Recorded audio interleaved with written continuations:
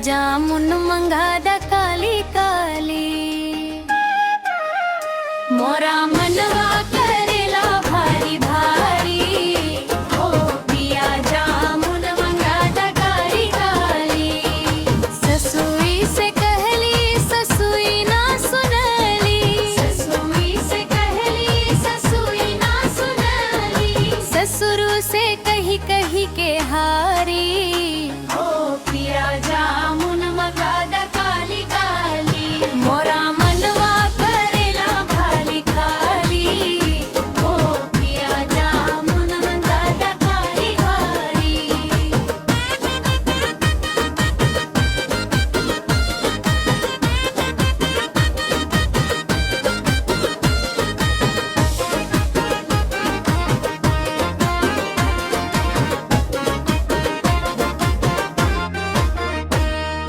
जेठानी से कहली जेठानी ना सुनली,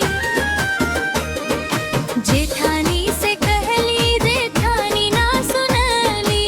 जेठा से कही कही के हारी, ओ पिया जामुन मंगादा काली काली। मोरा मनवा करेला भारी भारी, ओ पिया जामुन मंगादा काली काली।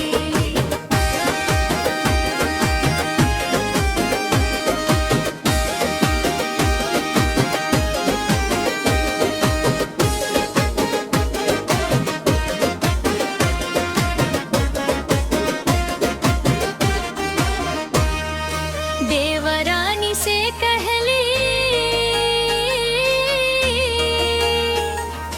देवरानी से कहली देवरानी ना सुनली। देवरानी से कहली देवरानी ना सुनली। देवर से कही कही के हार,